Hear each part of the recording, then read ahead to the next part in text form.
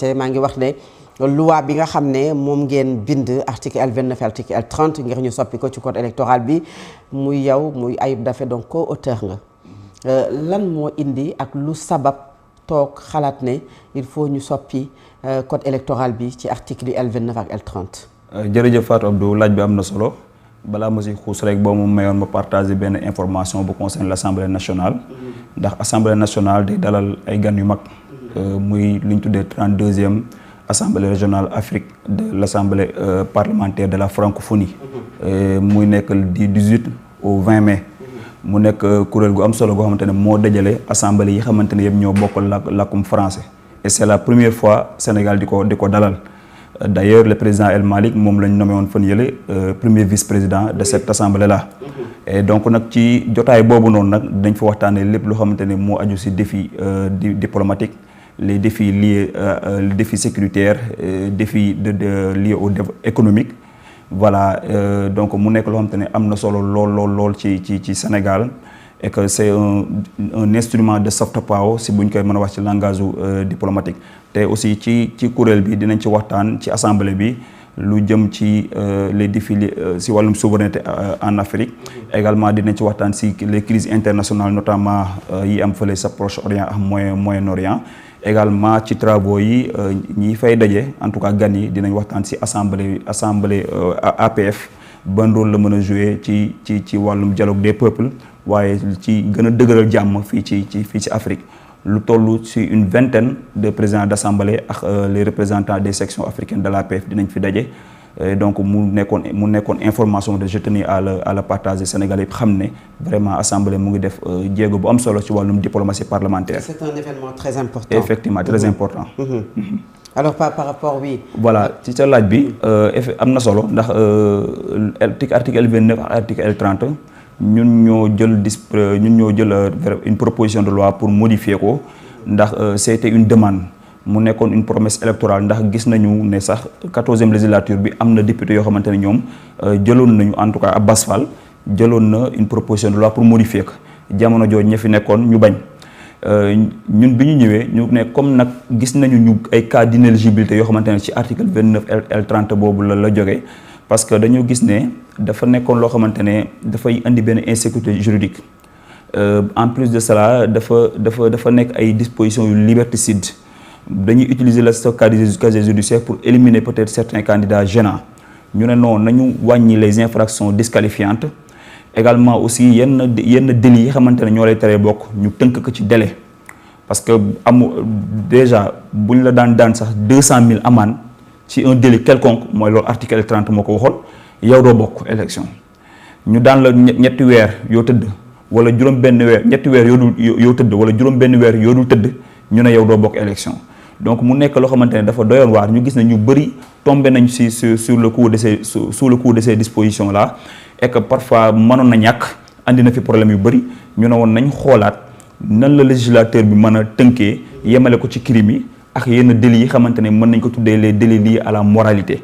yu si mel ni escroquerie abus de confiance détournement de deniers publics ak yu ni mel yoo xamante ne xëy na jàpp nañ ne xaw naa garaaw ñu bàyyi yooyu rek yeneen ñi des ñu dindi ko waaye aussi tënk ko ci délai ne la kat yii buñ la ci condamné si diiru juróomi at dinañ la génne ci fichier électoral bi bu ko weesoo ñu delloowaat la ci fichier électoral bi donc nag tëggin boobu dina permettre mu apporter non seulement une sécurité juridique waaye également ñu wàññi les infractions disqualifiantes yenn ñu bàyyi ko ak le législateur notamment les articles 34 et 35 du code pénal su ko defee foofu le juge autant pour moi ñu bàyyi ko le juge su ko defee le juge si yenn cas yi mën na prononcer la déchéance électorale. et reproche bi leen ñenn ñi defal muy opposition bi moom mooy déjà yow co-auteur nga ngeen def ko de façon unilatérale. xëy rek toog ci seen biir tëgg seen loi yóbbu ko Assemblée nationale même si la vocation d'un député c'est de faire des propositions de loi mais de façon unilatérale ça c'est un. Deuxièmement une loi boo xamante ne dañ leen di reprocher ne da ngeen koo taaye ba mu jot kenn muy Ousmane Sonko tey bu ñu leen déggee mooy sa candidature ne souffre d'aucune ambiguïté moom ngeen di wax souvent. Est-ce que jaroon na aujourd'hui ngeen def cette loi yóbbu ko pencum ndaw réew bu Sénégal. waaw xam nga Fatou Abdou une proposition de loi n'est pas encore une loi. amul benn effet contraignant xam nga booy jël benn décision bu contraignante peut-être mën nga ci waxtaan ak ñëpp waaye proposition comme son nom l'indique même dans le sens littéral du terme proposition da ngay proposer donc une fois nga proposer nag day am circuit bu muy jaar assemblée nationale day dem commission day dem bureau assemblée nationale conférence des présidents fixer un calendrier de travail commission daje. commission boobu y a les députés de l'opposition comme les députés de la majorité ñu waxtaan d'ailleurs am na 3 amendements yoo xam te dugal nañ ko yoo xamante ne ci waxtaan ak opposants yi ak commission bex yooyu si la ñu gisee ni yi mën nañ koo soppi ñu dugal amendement soppi ko donc amul benn dara lu ñu fi jël unilatéralement l'assemblée c'est le lieu de débat démocratique par excellence loolu règlement intérieur de l'Assemblée nationale moo ko wax je répète toujours et donc nag loo xamante ne am na commission waxtaan nañ ci acteurs yi dem na plénière ñu waxtaan ak ci acteurs yi ñi mu concerné beneen bi mooy lii nii ñun ñëpp gis nañ ne opposition bi ay jamono waxtaan nañ ci te gisoon nañ ne jaroon na soppi d'ailleurs am nañu fi saisiroon conseil constitutionnel en 2021 d'ailleurs amoon na opposant boo xamante ne à l'époque bi ñu nekkee ci opposition bi au niveau de l'Assemblée nationale amoon na suñu ñooñ ñoo xam ne dugaloon nañ proposition de loi bi donte jàllul woon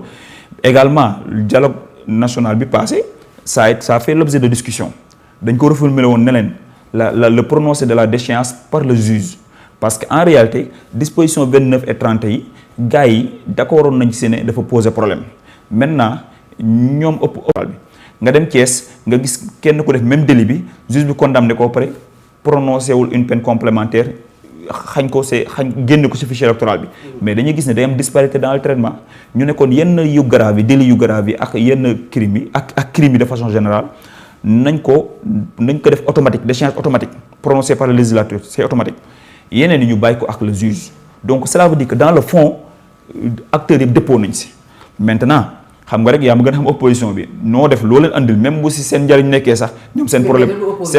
c'est Ousmane Sonko du opposition bi kese parce que même ki nga xamante ne yéen a bokk parti parce que ba tey mi ngi réclamer son appartenance au parti PASTEF muy le président de la République une majorité ça sert à quelque chose une majorité sert à qui à l'exécutif l'exécutif bu ñu ko waxee le président de la République le premier ministre bu dee lépp jaar na yoon bien sûr maintenant bi dee lépp jaar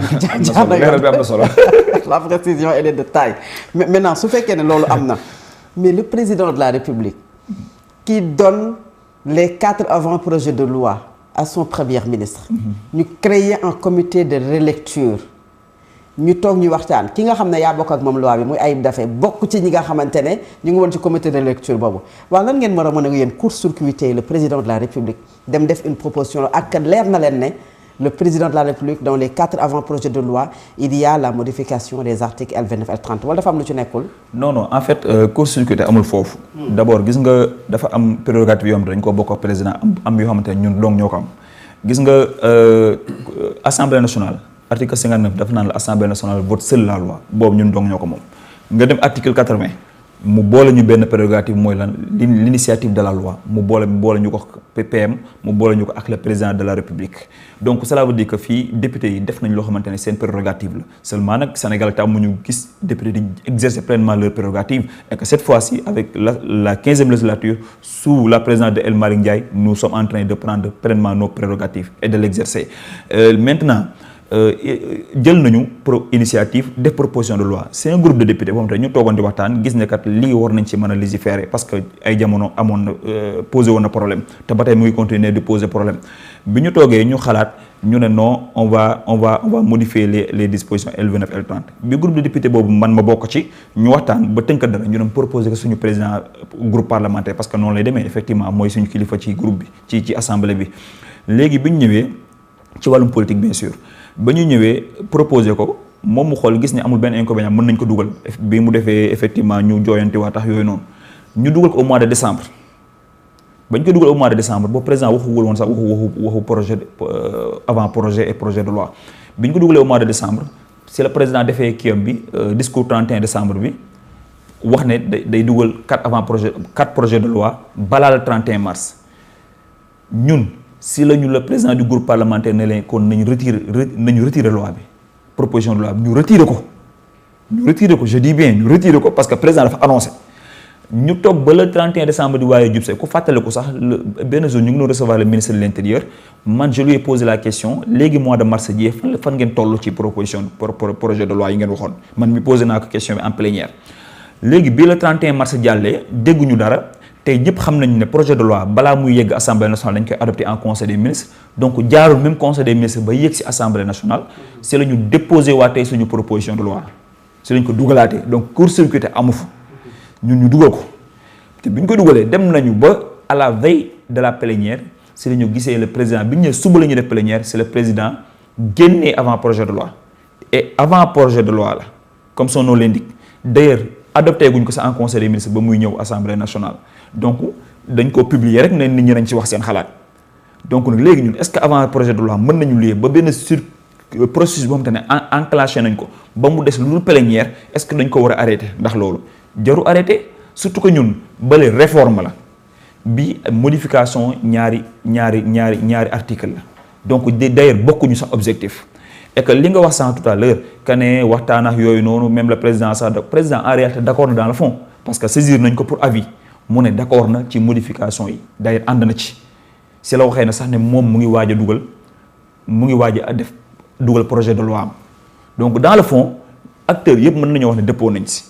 maintenant court-circuité moom amu fi ndax court-circuité da nga koy wax koo xamante ne gis na la nga def dara mu ñëw balaa nga yeggal mu ñëw def ko waaye ñun ñi entamé président ñëw ñu arrêté xaar ko délai bi mu annoncé jotul ñu ñëw dugalaat je pense que loolu kenn mënu wax court-circuité. comprendre de seen attitude boobu ngeen def de keroog jàkkaarloo taskatu xabaar yi. bien sûr ci bi muy def face à face avec les journalistes il ne comprend pas l'attitude en tout cas des députés par rapport le fait que ñoom ñu yóbbu ce projet de loi à l'Assemblée nationale li poser question foofu et Fatou Abdou wax na ko léegi c'est important yéen a ànd